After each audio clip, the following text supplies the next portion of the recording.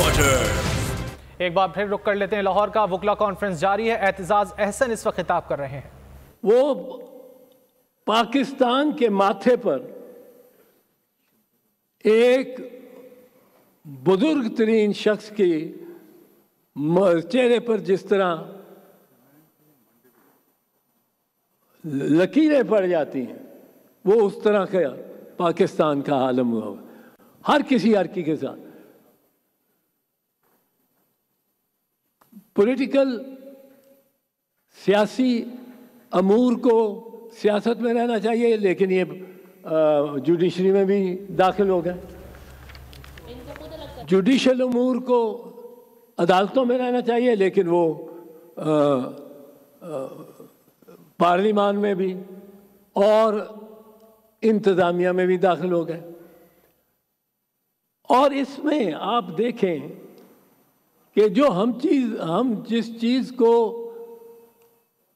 एहसास नहीं कर रहे कि हम कौन सी कौम है। हम वो कौम है जिसने अपनी इस 70 साल में इस तरह खाया पिया, नारे लगाए, हवाई फायरिंग करके नुमाइशी हमने कंज्यूमरिज्म की कि हम अब इतनी बड़े कर्जे में जकड़े हुए हैं कि अगली 4 नस्लें उनकी कमाई जो उन्होंने कमाना है वो हम खा चुके हैं। डकार भी नहीं मारा, वो कर्जे अदा करते रहेंगे। अगली 4 नस्लें वो जो कमाएंगे वो हमने जो लगा दिया, खा लिया, डकार मारे, पार्टियां की, दावतें की, हल्ला गुल्ला, शोर शराबा, हवाई फायर, वो जो कुछ हम हीरे जवाहरात हमने खरीदे, मर्सिडीज गाड़ियों में नहीं बैठे, उससे नीचे बात ही नहीं की। इंपोर्ट किए, इंपोर्ट करने से उनको हमें और कर्जे चढ़े। ये कर्जे जिस हमारी नस्लों ने, मेरे बेटे ने, मेरे पोते ने, मेरे पड़पोतों ने जो देने हैं वो हम खा चुके हैं। चीन में, जब चीन एक भूखा गैर तरक्की याफ्ती मुल्क था, वो चाय मंगाते ही नहीं थे, वो वाइट टी पीते थे, कहते थे वाइट टी है। वाइट टी क्या है? उबला हुआ पानी बगैर पत्ती के, पत्ती नहीं अफोर्ड कर सकते। वो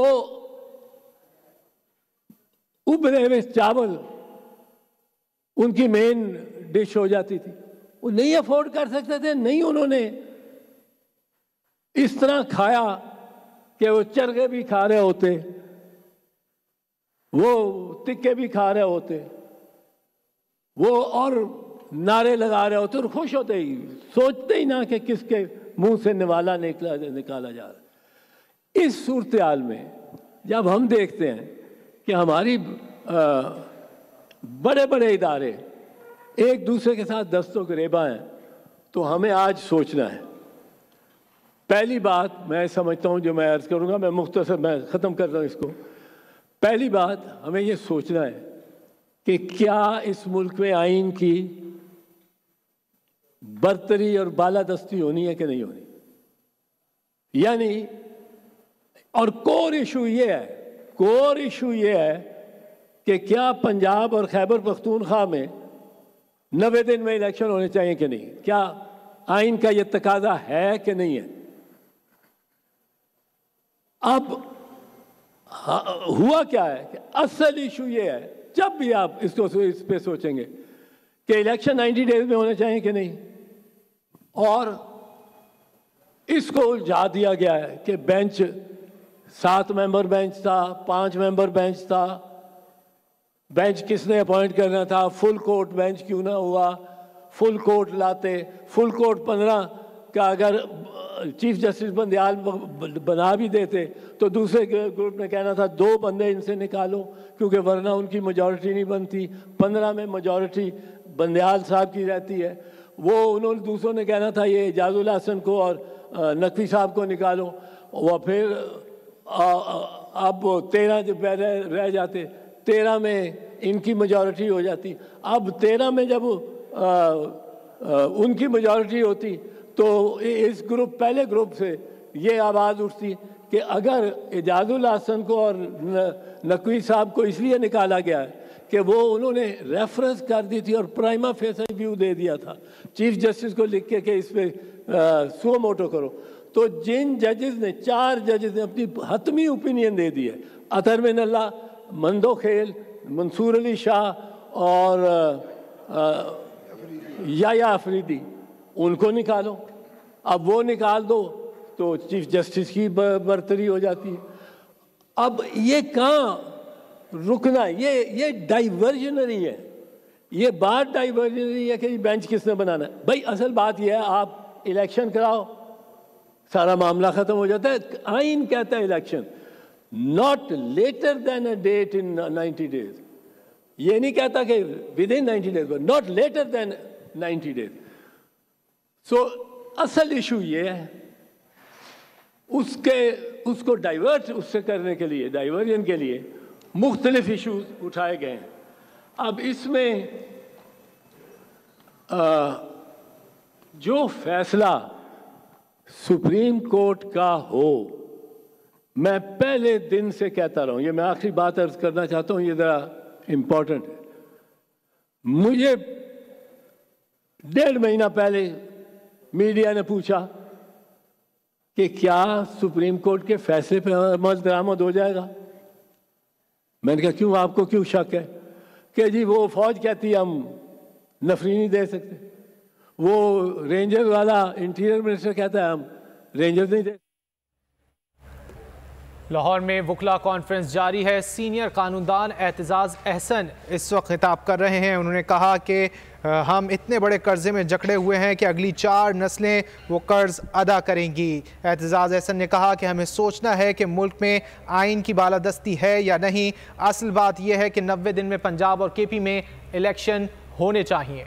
मैंने कहा, और ये मेरा मौक़िफ़ है, कि सुप्रीम कोर्ट का फैसला जो हतमी हो उस पे अमल दरामद खुद ही होगा। यह कोई करिश्मा है हमारी आइन का भी, हमारी आइनी सोच का भी, कि जो सुप्रीम कोर्ट ने लिख दिया और वो फाइनल फैसला है 1 मार्च 2023 का, जिसमें उन्होंने कहा कि आप इलेक्शन कराओ। वो फैसला, उसमें तरमीम थोड़ी सी हुई है 4 अप्रैल की फैसले से, कि उन्होंने, सुप्रीम कोर्ट ने कह दिया कि 14 मई तक इलेक्शन हो। ये इलेक्शन 14 मई को होंगे। ये बस ये soft power of the court होती है, अदालत की सॉफ्ट पावर होती है, उसको बंदूकें तोपों की जरूरत नहीं है। ये अगर लिख दिया है कोर्ट ने और उमर अता बंदयाल ने कि इलेक्शन 14 मई को होंगे, तो इलेक्शन 14 मई को होंगे। सिपा सालार भी करवाएगा, प्राइम मिनिस्टर भी करवाएगा, सब करवाएंगे। और अगर कोई प्राइम मिनिस्टर या 3-4 लोग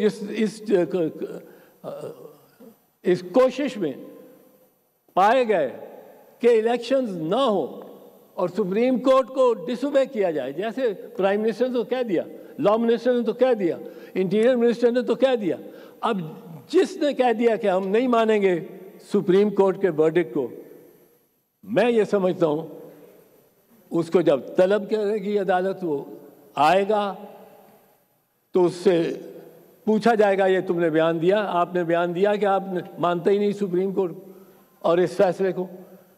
वो यहाँ या ना करेगा, हाँ ही करनी पड़ेगी, तो वहीं कन्विक्ट होगा। अगर वो ना करेगा तो नेक्स्ट डे एविडेंस बुला लिया जाएगा उसको कन्फ्रंट करने के लिए। वो जो टेप चलती है कौमी असेंबली में, वो ट्रांसक्रिप्ट वो मंगा लिया जाएगा और नेक्स्ट डे ही will be convicted and sentence may be to till the rising of the court, जिस तरह यूसुफ रज़ा गिलानी से हुआ, और 5 साल के लिए डिस्क्वालीफाई होगा। ये इनको पता लगना चाहिए। And we stand with the Constitution, with accountability in accordance with the Constitution, with the Supreme Court and the orders of the Supreme Court, and we may have to march. अगर ये defines supreme court की सिपा सालार और उसके इदारे की तरफ से भी होना शुरू हो जाती है, और इस वक्त ये बड़े कि सिपा सालार हमारे साथ है, पर मैं कहता हूं अगर ये ऑर्डर सुप्रीम कोर्ट का रहे, कोई दुनियावी ताकत नहीं है जो उसको डिफाई कर सकती है। The supreme court has to be obeyed and we have to support this particular effort of forcing people and the powerful institutions to obey the Supreme Court and the Chief Justice. Thank you. बहुत शुक्रिया चौधरी साहब। मैं थोड़ा सा शब्बर रज़ा रिजवी साहब ने request की है। हाँ जी, मैं उनको ज़रा जाना है, अगर आपकी इजाज़त हो तो मैं शब्बर रज़ा रिजवी साहब को करवा दूँ प्लीज़। शब्बर रज़ा, मैं एक मिनट, मुझे हर 4 घंटे बाद दवाई लेनी होती है, तो मेरा रोज़ा भी नहीं है। आपकी इजाज़त से मैं ये गुनाह करता रहूँ। खा लें। शब्बर रज़ा रिजवी साहब।